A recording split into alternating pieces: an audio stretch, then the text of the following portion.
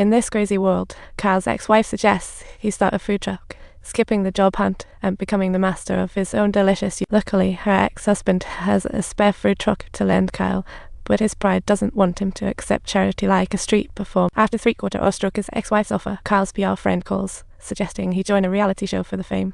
After all, bad press is still press. But Kyle wants peace while cooking, not clowning on stage. He drowns sorrows in booze, with Molly listening. Molly tells Kyle that being a chef might not bring him happiness and is making him overlook important things in life like his son who's been craving his. Molly's words hit Kyle hard, making him realize he neglected his son due to work. So he decides to take her advice and spend more time with his son. He gracefully ends things with his girlfriend and heads over to his ex-wife's place the next day, ready to make up for loss. But then his ex-wife drops the bomb. She's taking their son to Miami to see his dad, inviting Kyle to join. Ultimately, due to his ex-wife's lucky advice, Kyle reluctantly returns to Miami, where he started his career a decade ago. This trip is packed with sweet memories and might just help him sort out his confused life. That night, the trio hits up his ex-father-in-law's bar, where Kyle feels an exhilarating rush of energy from the upbeat music, and his son finally cracks a smile. Here, Kyle finally gets to savor an authentic Cuban sandwich and exclaims how delicious it still is, only to be met with his ex-wife's quip, "Not even close to what you make."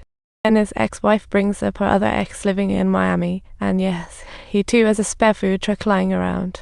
It dawns on Kyle that this Miami trip to see Dad is just a clever ruse. His ex's real goal to help him out of despair. Realizing this, Kyle accepts her proposal willingly. So, Kyle meets her ex-husband's ex, a guy who looks like Iron Man though not quite as rich. He's certainly a big deal around here. His beat-up food truck looks like it was just rescued from the junkyard. Talk about vintage. Inside, the equipment is a disaster, resembling scrap metal. As they clean the truck, they find a poor, sad fish that makes them both gag. The son, disgusted, throws out a pan along with it, and Kyle angrily yells, "That's still usable once cleaned." Kyle gets angrier by the minute. His son once dreamed of cooking, but now he's turning his nose up at a little dirty work. "You wanted to work in the kitchen, so welcome to the kitchen life. I don't want to throw things, I want to cook." When Kyle sees his son storm off, he realizes he might have been too hard on him. He just wants to teach some culinary truths. After cleaning the pan, Kyle goes to apologize to his son, and just like that, father-son peace is restored. Kyle takes his son to pick cooking tools. Awkward yet warm. It's like happiness and companionship flows through these quiet moments. When Martin hears of Kyle's food truck, he rushes from LA to Miami to lend a hand. Actions speak louder between brothers. They decide on the Cuban sandwich as their star. To nail this dish, they need to find fresh pork shoulder, marinate it in citrus juices for 12 hours, and then slow cook for another 12. The roasted Cuban pork shoulder looks irresistible, and when the son takes a bite, he can't help but rave about it.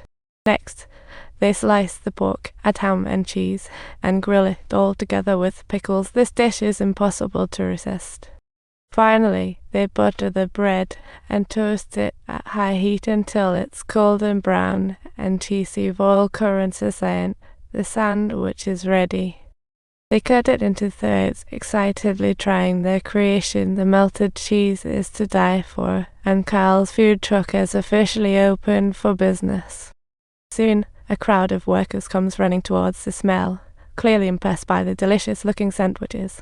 But oops, the son accidentally burned. Kyle asks what they should do, but his son is still focused on selling the burn, one only to get pulled aside by Dad for a little life lesson. It's about taking the right approach. I might not do everything perfectly, but it'll give you all I want to teach you what valuable lessons we can draw from this experience. Let's enhance it further so that our customers will truly fall in love with it and benefit from it. I want every bite to be savored, not just thrown together for customers. After all, this is a chef's creed. After a full day, their bond strengthens. Kyle decides to go to South Beach next day to attract more customers. His son looks forward to the trip, and after getting Mom's approval, they decide to spend the whole summer adventuring together. Thanks to Martin, Kyle's old truck gets a makeover, turning into a gleaming new one. This new food truck shines like the sun heading to South Beach, with Martin's booming voice and great prices. Soon, they drew crowds lining up for photos, making Kyle's food truck famous subscribe to his channel. The first stop is a smashing success, and next on the agenda, the son's dream destination, Hart Island. Along the road, the son documents their adventures on his phone, turning them into short videos that go viral overnight thanks to Kyle's online fame. The son also captures many precious moments between them, planning to create a nostalgic video. Although Kyle isn't entirely familiar with these technical operations, he truly cherishes every moment spent with his son.